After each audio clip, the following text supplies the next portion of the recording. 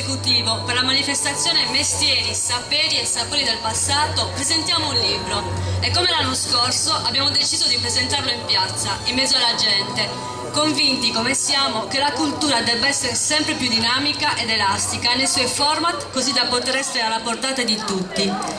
Il libro che presentiamo oggi è Bue Muliache, il Re Templare di Angelo Magia e non lo faremo con una semplice chiacchierata con l'autore, ma avremo modo di stupirvi e coinvolgervi in questa avventura.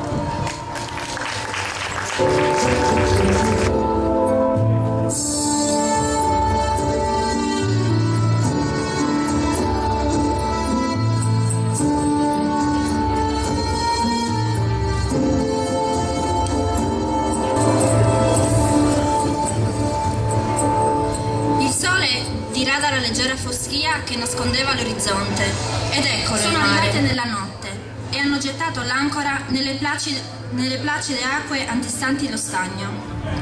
Gli sguardi dei pescatori si incrociano e senza parlare virano le barche, le sospingono agilmente con le pertiche e ripercorrono velocemente la laguna dirigendosi al villaggio.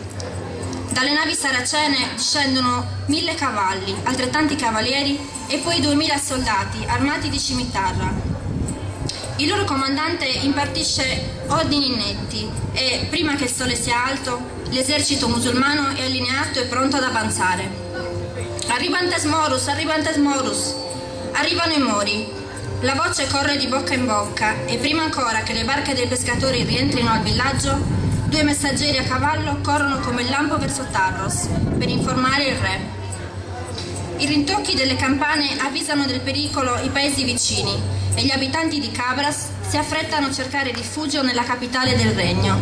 I saraceni avanzano saccheggiando crudelmente, ammazzando più bestiame di quanto non potranno mai consumare, rubando le poche cose di valore. Non tutti scappano. Molti non si rassegnano ad abbandonare le case e i campi con il grano quasi maturo. Dopo aver saccheggiato Cabras, i musulmani si preparano a sferrare l'attacco a Tarros. La città appare silenziosa, come addormentata.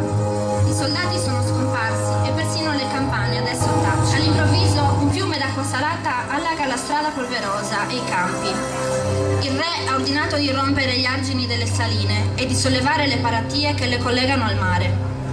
Tarros è ora difesa da una grande palude che arriva a lambire la chiesa di San Salvatore e costringe i saraceni ad avanzare lentamente tra gli acquitrini, mentre il caldo risveglia la malaria e il maestrale sparge il contagio. I seguaci di Maometto sono invincibili, ma non possono travolgere nessun nemico, perché il nemico non si mostra. I soldati musulmani si agitano sul terreno acquitrinoso, falciati dalle frecce che cadono su di loro come la pioggia di settembre, mentre la palude diviene scarlatta. Con ordini secchi e decisi, Mujahid dispone la ritirata. Tarros non può essere conquistata, ma i saraceni faranno un ricco bottino nei borghi sparsi alle pendici del Monte Arci. Arrivano a Uras e a Villa Abbas e distruggono tutto, entrando nelle case con violenza, all'improvviso, come fa il vento che non bussa. Uomini, donne e bambini abbandonano strillando le loro esistenze terrene, mentre gli stranieri conquistano un pezzetto di terra che non potranno portare con loro. Quando la furia devastatrice si placa e lo scalpitio degli zoccoli si fa più lontano, i sopravvissuti escono dai rifugi con la spaventosa sensazione di essere le uniche persone vive in quello spicchio di terra.